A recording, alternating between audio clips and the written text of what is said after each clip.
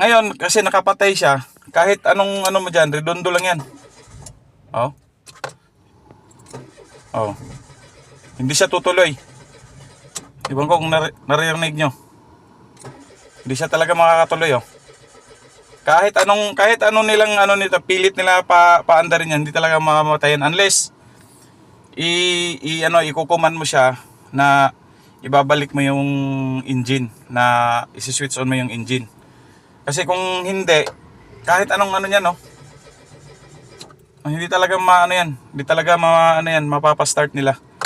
Ngayon papatayin ko muna to, ha, para i-start na natin mamaya. Ayan. So nawala na yung ilaw. Ngayon ikukuman ko ulit siya. Titext ko ulit siya. Ganun ulit yung GPS tracker ko. Ito yung SIM card na nandun sa GPS ko.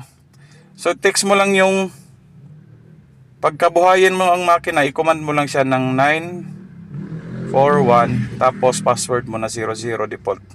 Okay? So yung 00 default na yan, meron yang pwede yang baguhin. So send mo lang siya. Antayin mo ulit siya na mag-set okay.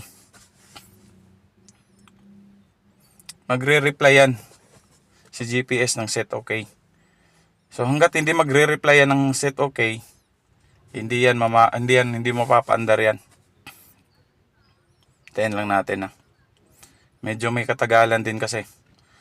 Meron siyang mga delay. Tayin lang natin. So walang cut to, guys, ha, para makita nyo talaga na nagpa-function to. So ganito ka, ayan, nagsisit okay na siya. Ibig sabihin, pwede na siyang buhayin yung makina natin kasi nga kinumand na niya na pwede nang buhayin ulit yung makina. So ayan, i-start natin ulit to. Tapos tingnan natin kung gagana ulit yung makina. Okay? So walang cut ulit. Lalabas ulit tayo. Titingnan natin doon kung nag-on na yung makina. Okay? So maririnig nyo naman siguro yung revolution ng makina nito. Ayan, meron na siyang sit okay. Pwede na natin tong i-start. Ayan. Kita nyo? Nag-i-start siya. Tingnan ulit natin doon. Walang cut. Walang cut to, ha. Tingnan natin ulit doon.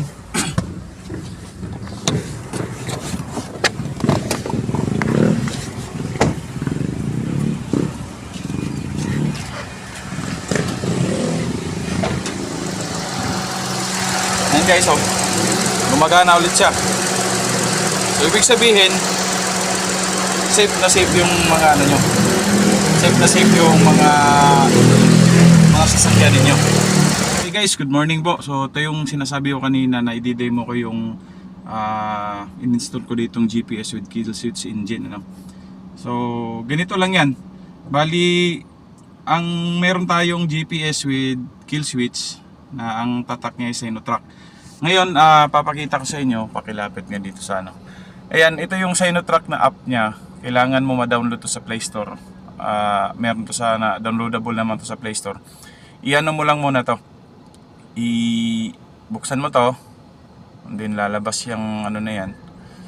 So, nandyan yung magna-navigate siya. Nandyan yung kung saan yung location ng ano mo, ng sasakyan mo. Ayan, medyo matagal. Teka lang. Ayan. Mag-login ka lang dito. So, ayan. Actually, ito na yung mga ano niya, yung ID niya at saka yung password. Okay, hindi ko lang pinakita yung password, no, kasi yun ang pinaka-importante. So ngayon, nandito tayo ngayon, no. Ito yung location niya. So pagkatapos niyan, ito yung location mo. Tapos ngayon, yung makina, buhay na tong makina na to ngayon, ha. Buhay na tong makina na to ngayon. Ngayon, papatayin natin to gamit yung command dun sa ano na to, sa GPS na with kill switch. Actually, ano lang siya, i-text mo lang siya. Yun kasing GPS na yon, meron siyang SIM card. Tapos yung SIM card na nakapaloob doon, yun yung i-text mo na number. Ang pagti-text is ito, kagaya nito. Naka-save na yung ano ko, eh. So, ang nilagay kong pangalan ng GPS tracker, yun yung ano, Yung GPS tracker smart. Kasi smart yung SIM card ko doon. So ngayon, madali lang naman. Pagpapatayin mo yung engine, itong 940, tapos 4 na 0, yun yung password. Okay? So ito, titext natin. 940, password na 0000. Yun yung default password niya. Actually, pwede niya rin yung baguhin yung password na 0000 na yan sa huling 4 na numero. So, itetext mo siya dun sa number na yan, dun sa number na nakalagay dun sa naka-install dun sa GPS mo. So, yan. Antayin natin yan pagka nag-reply siya ng set okay. Itong makina na to, mamamatay siya. So ngayon, di ko alam kung naririnig yung makina, pero ayan, nag-set okay na siya. So ibig sabihin, dapat ito mamamatay na to. So ayan. O yan, mamamatay na siya. So ngayon, titingnan natin yung actually ito, ilapit mo dito. Itong mga na to, hindi to mamamatay itong mga ilaw na to, pero tingnan natin yung makina. Tingnan natin yung makina kung namatay na siya doon. Ito hindi to mamamatay. Lalabasin natin, tara. Labas tayo.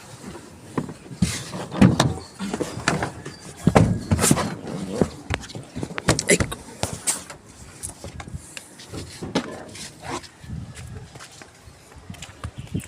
So ngayon, ayan, walang cut yan So hindi na gumagana ngayon yung niya, yung makina niya. So patay na siya. Okay, so itong niya dito, wala na rin. So yung fan niya, radiator fan niya, wala na rin. So ito yung palatandaan, napatay na yung makina mo. Okay, so ngayon, balik ulit tayo dun sa loob.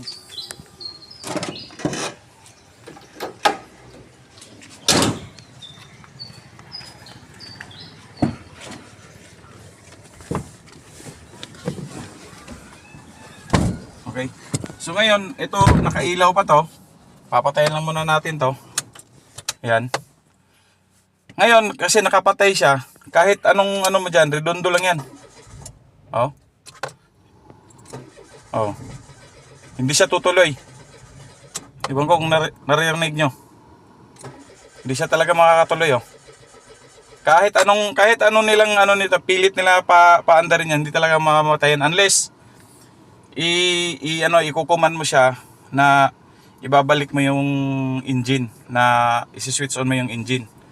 Kasi kung hindi, kahit anong niyan, hindi talaga hindi talaga mapapa-start nila.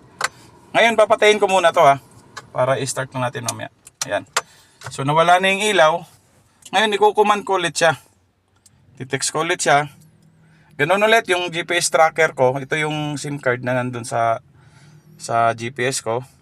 So text mo lang yung pagkabuhayin mo ang makina, i-command mo lang siya ng 941 tapos password mo na 00 default.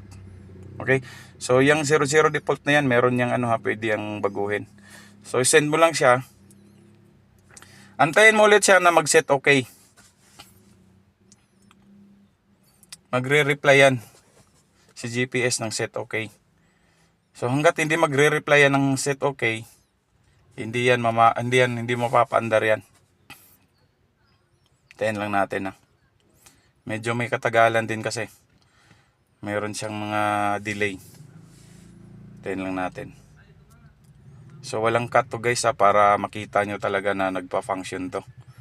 So ganito ka, ayan, nagsisit okay na siya. Ibig sabihin, pwede na siyang buhayin yung makina natin kasi nga kinumand na niya na pwede nang buhayin ulit yung makina. So ayan, i-start natin ulit to. Tapos tingnan natin kung gagana ulit yung makina. Okay? So walang cut ulit. Lalabas ulit tayo.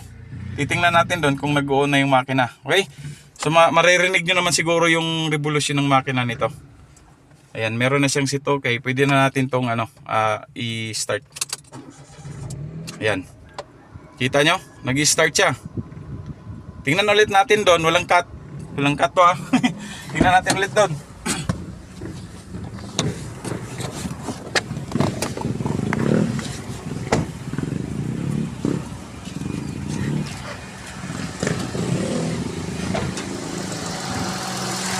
guys, oh.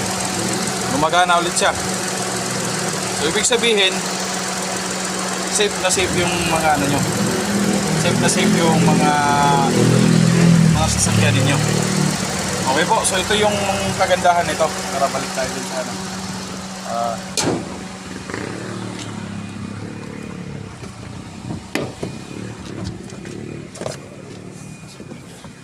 So yun guys, yun yung pinakamagandang features dito sa GPS with Kill Switch engine.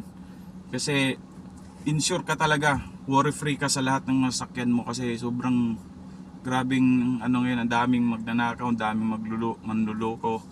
Tapos yun, yung pinaghirapan mong sasakyan matangay lang or manakaw, which is nakakalungkot isipin yun. Okay po, so yun, nakita nyo na po yung ano, yung demonstration. So ganun siya mag-function. So mamoblema talaga yung ano nito, yung mga magnanakaw nito. Okay po, so yan, ganun lang po. Ngayon kung gusto niyo pong magpagawa nito, so message niyo lang po ako, ilalagay ko dito sa baba yung ano ko, yung number ko. Kung kakayanin yung FB page ko, ililink ko rin dito para pwede niyo akong i-message para ma-install natin yung ano. So kung tanong kaagad ng karamihan diyan, magkano, so PM na lang tayo, no? Kasi depende rin kasi sa sakyan yan. No, depende sa sakyan, pero lahat ng sakyan pwede nating gawan.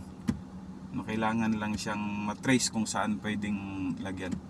Actually guys, walang putol sa ano to, hindi tayo nagpuputol ng mga wiring dito. Kasi yung iba pinuputol yung wiring para mag-cut off siya. Sa akin hindi. Para yung kung liba bago yung mga sasakyan niyo hindi ma-void yung warranty.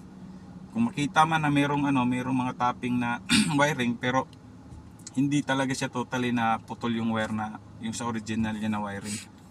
Meron lang tayong konting modification sa wiring pero walang putol.